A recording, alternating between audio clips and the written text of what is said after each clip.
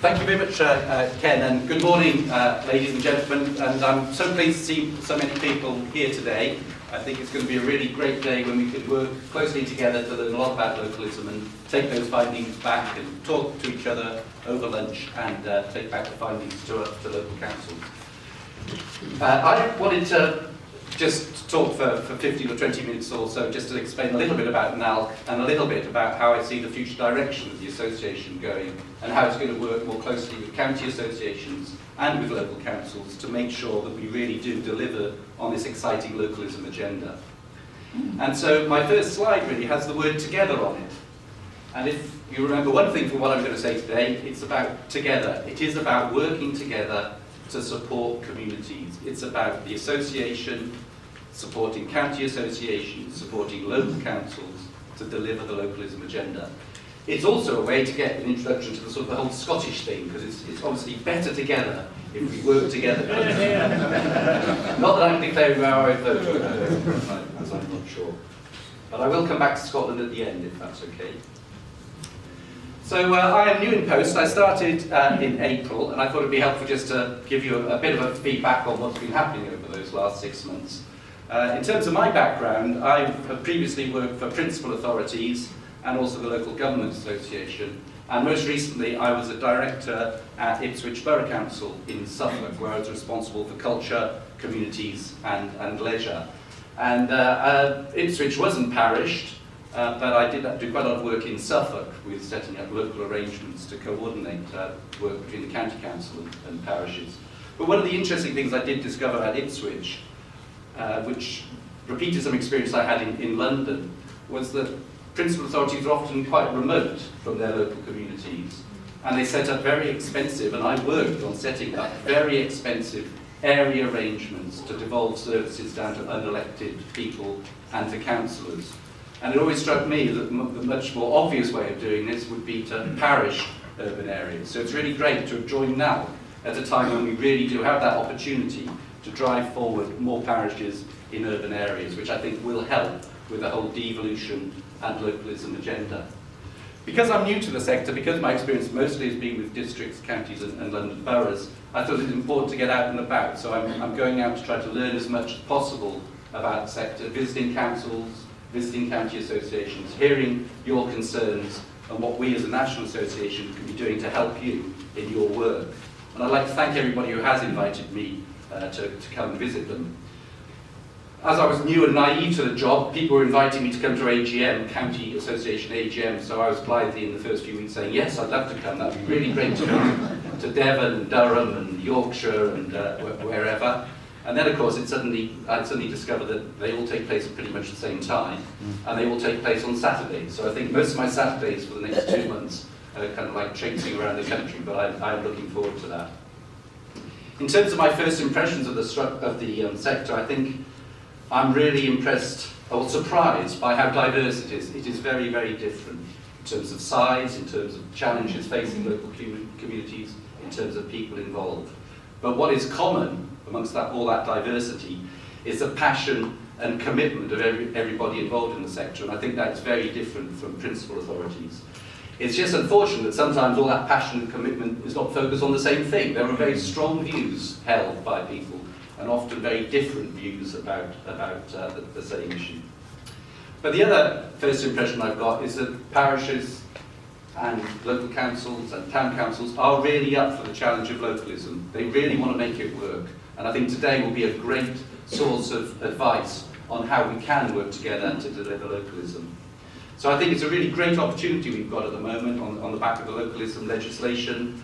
And I think it's a really great opportunity for the National Association too. We have a new strategic plan, which I'll mention a bit about in a minute, and it really is a fresh start. So I want to hear from you today when I try and chat with you, but when I come out to your council or your county area, to hear how you think NALC needs to change to better serve you, because NALC only exists because you pay affiliation fees and because we're doing things that you want and respect. So you need to let us know how we can improve and develop.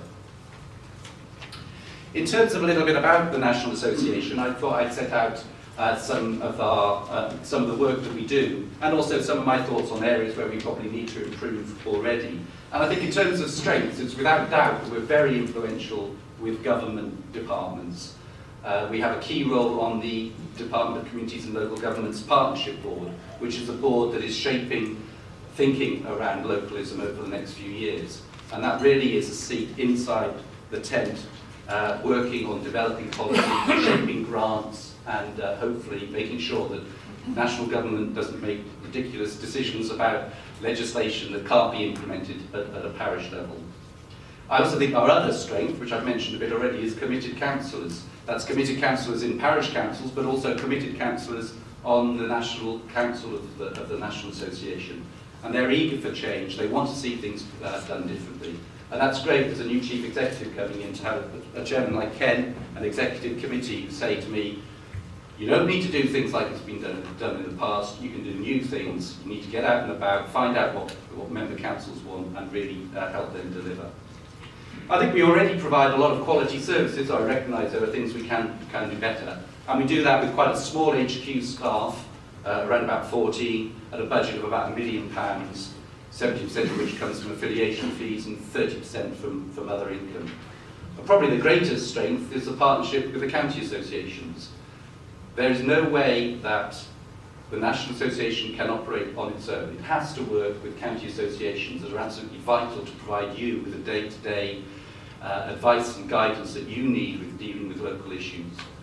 Where NALC works is to complement that and to do work around lobbying government, trying to shape legislation and providing national advice and help on big legal issues, for example. But I'm also clear that there's some very important ways in which the National Association has to change. And I think key to that is communications. It's a big challenge when there are so many parish councils, but we need to get the message out much more about what we're doing. And I've tried to do that in the first 6 months that I've been in post, sending out bulletins to county associations to pass on, and by getting out and about. And we're hoping to launch a new website in the next few weeks, which I think will make that task easier as well. We also need to make sure we're providing the right services for you to deliver localism. The National Association has been around for a very long time, and probably some of its services have been around for a long time and haven't changed either. So I'm looking forward really over the next year or so to work with you to change those services, to make sure that they're delivering the things that you want. NALC has to be relevant to today's problems and today's challenges and to be able to help you. I also think we need to improve in terms of engaging councillors and county associations in policy making. Sometimes I think it's been put to me that NALC is a little bit too remote, sort of London-based organisation that doesn't know what's happening on the ground. And the only way we can do that is by making sure we're getting views and input from all of you. And we've already started doing quite a lot of that by making sure we bring councillors along to ministerial meetings and county officer representatives along to meetings with government. Because government don't really want to hear from somebody like me, they want to hear from somebody like Ken with direct experience of making things happen on the ground. And we're trying to roll that out to more and more town councils and parish councils and county associations so that you are speaking direct to government with our help. We need to have a stronger customer focus, and we also need to develop partnerships, as I said, with CALCs, but also with the Society of Local Clerks too. They're a key player, and we need to work closely with them in a complementary way, not duplicating or competing, to make sure in these tough times that we're getting real value for money. And I kind of had tried to put this together into a diagram, which really just represents how I would like to see the vision for the work that I want to do with the National Association, which is member councils, county associations, and the National Association working hard together to deliver localism. And the sort of Venn bit in the middle, where we all come together, is really the strength, whereby working together we'll be strong and effective. We'll be able to persuade government and we'll be able to work together to deliver localism at a grassroots level. I mentioned a little while ago that we have a new strategic plan for the National Association, and that was written before I arrived, but I'm really impressed by its 3 very clear priorities, and they are to deliver quality services to member councils and county associations, to make sure that you're getting value for money for the affiliation fee you pay. The second priority is to create new councils and grow membership. And the third one is to promote and represent the sector effectively. And I'll just quickly run through a bit of what we're doing on those priorities, if that's okay with you. So firstly, in terms of value for money services, we already do a lot, and I think it's important to recognise that. We have very committed staff at the National Association providing advice to you. We maintain around about 100 legal topic notes, providing you with high quality advice on legal issues. They could be written more simply, I think, but it's often quite difficult to persuade lawyers to write in a simple fashion. But there is work to be done to improve that. The legal team, and the legal team are 3 solicitors, deal with 700 legal queries a year. So it's a big support that they provide. We also produce a lot of high quality publications, and I particularly commend Local Councils Explained, which is a great publication, tries to explain all the complex legislation that exists around our sector, and it's a snippet, $49.99 or whatever it is. And we also produce things like the Audit Practitioner's Guide and Local Councils Review. One of the key things, obviously, is we need to make sure we're doing a lot of work with the press. One of the roles of the National Association is to make sure that people at all levels are aware of what parish councils are doing, and so that they get involved in elections, they stand for elections, but also that opinion formers understand the potential of parishes. So Alan and his team produce something like 60 press releases a year. We have a Twitter reach of about 200,000. The other part of our job is to lobby government, and we respond to about 22 consultations last year. We had about 100 ministerial and other meetings, and we also organised some excellent conferences like today. But again, the flip side of that is we have to improve as well. Every organisation needs to improve.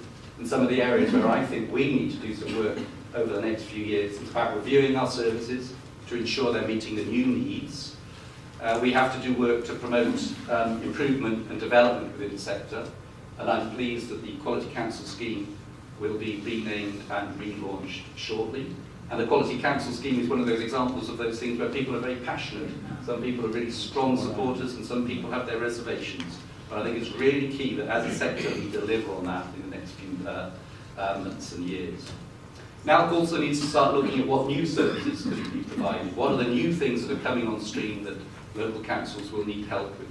It might be IT advice, it might be how we can procure services more efficiently together, or it might be an area where I think we really do need to do some further work, is on providing advice to you as employers to help you in your relationship with your staff and to make sure that you've got sound practices in place. Large town councils are important to the National Association, and I think we probably haven't quite got our offer right for them yet, and I would want to work with the Chairman and the Executive Committee to make sure we're providing a really high quality service to them. And one of the things that I'm working closely on at the moment with the Society of Clerks is an audit sector-led body. This is because of the demise of the Audit Commission, we're in a position where we might all in this room have to go out and procure audit services individually. I think NALC argued very strongly with the Society a couple of years ago and persuaded government to change the legislation to allow for a national body to be set up to jointly procure those services. And we're hoping to bring that on stream very soon. And then finally, in terms of our new services, we'll be launching a website in the next few weeks, which we hope will be really interactive and really helpful. And what we will want over the first few months of that new website is feedback from you about how you think it's going. Is it providing the advice that you need? Our second priority is around creating new councils. And it's true to say that the local council is the only growing sector in the public sector. And that's, makes it a hugely exciting place to work for me personally, and I think for everyone in the room. We really need to reach out to those new communities and support them to become new parishes. And over the last year, NALC and the county associations have supported something like 41 campaign areas. Nearly all county associations have received some funding from government to do that outreach work. And we had our first Creative Council Week earlier this year, and I think the second one is coming up shortly as well. And so far, 3 new councils have been created. And my understanding is the 4th is going to join them today when Penrith in Cumbria, I think, is planning on coming on stream as the latest new council. So that makes it a changing sector, which means we need to make sure we're providing the right services. And running forward to 2015, in terms of new councils, we need to deliver on that programme. We need to persuade governments to continue with the campaign. And we probably need to start talking in the context of devolution and all that sort of thing to big cities, to unitary government, because I think one of the things that will probably happen after the next election is we're going to see a move to larger principal authorities. We're already seeing districts merge. I think we're going to be seeing a rebirth of the whole unitary government discussion. And I think parish councils have a key role to play in that, insofar as we can provide the real local voice, the local democracy that is sometimes lacking in remote unitary government. As well as helping establish new councils, we need to make sure that we're providing the right things for existing councils. And so we'll be looking at producing a membership pack where you'll be able to identify the benefits that you get from being a member of the National Association. This is just a sort of triangle or pyramid that gives you an indication of where we are with creating new councils. There's something like 100 communities currently trying to set up parish councils in their area. That represents something like 500,000 people. Currently, I think it's about, and obviously that's increasing. And they go through various stages before they become a new council. So they consider it, they campaign on it, they petition on it, and then at the end they drop out of the sausage machine as a bright new council. And it's great that we've had 3 created. And I think I'm particularly excited by Queen's Park in London, the first parish council in London for 60 years. And that's really going to change the way London works and also change the sort of makeup of this sector. So I think it's a hugely exciting time for us all to be involved in this. The third priority for the National Association is to have a strong national voice on your behalf. And that's probably the most important, I think. It really is key that the 9,000 councils in England are able to have their say with government, with the media. We've had some successes on lobbying already, and I think probably the most important one is that all political parties are committed to localism, are committed to some of the initiatives that have taken place, and are committed to creating new councils. On local government finance, we've had some success around referendum principles, around passing on the council tax support scheme. But we need more. We need to do more on that. We need to be vigilant to make sure that we get fair funding.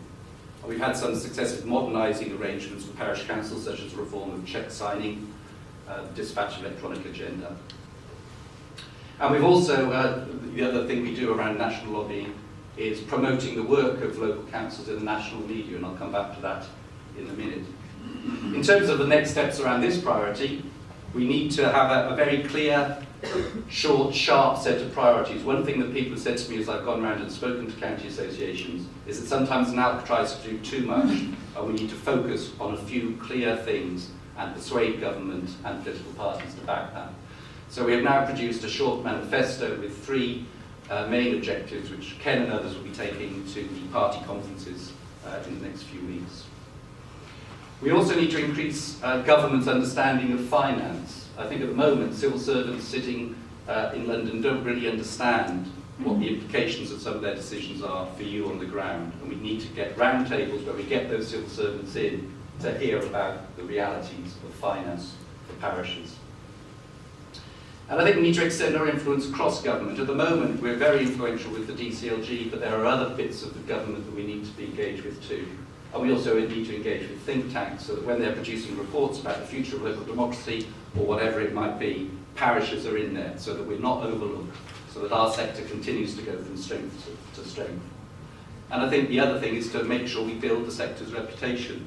I, unfortunately, or fortunately, appeared on the radio for a programme quite soon after I started, and it was a really good piece about creating new councils. But in the middle of that piece, they cut to a 2-minute excerpt of the Vicar of Dibley. And, that's just shoddy journalism, but it's, and you wouldn't necessarily expect that from Radio 4, but it's exactly that point that we have to get across, that actually it's not about Vicar of Dibley. That's completely wrong on all fronts, but local councils are delivering key services to their communities, supporting their communities during this period of austerity, and really need to receive due respect for that. And I think, again, to go back to my sort of underlying theme together, we can only get that message across if we're all trying to do it, if we're all promoting the work of parishes at a local level, at a county level, and at national level. And for us nationally, it's really important that we get examples of good and excellent practice from you, the things that you're doing that make a difference, so that we can use that in interviews with Radio 4 and so forth. So I'd really encourage you to share your good news stories with us and with others in the room. So that's just a sort of photo of the PM programme. And the other one, which I was particularly pleased about, was we had a really good piece in the Sunday Times in April, which I think probably sums up why I'm keen to be doing this job. It's entitled, "Love Your Parish Council, That's Where Real Power is Wielded." And I think that's a great message to get across, and we need to continue to bang on that in the national media. We've had some success recently too with a great piece in the CPRE magazine. So we want to keep doing that to raise the reputation of the sector, encourage people to stand and win respect for the work of local councils. In terms of challenges ahead, I think probably the most important one is we have to deliver. It's no good saying to government, give us more powers, let's do localism, if we don't do it. And I think we will hear from the Minister this afternoon that actually parish councils are delivering. In terms of the community rights agenda, they are delivering, but we need to keep on with that. We've got elections coming up next year, and the National Association is running a campaign with county associations around Your Community Needs You to try to encourage people to stand. And we will also have a challenge, I guess, supporting the new councillors that come in on the back of that. The other challenge is around the 2015 elections next year. Who knows? We might have elections every year for the next few years, the way everything seems to be fairly balanced at the moment. And so we need to have a very strong voice in persuading government and opposition parties of the benefits of supporting parishes and enhancing our status and roles.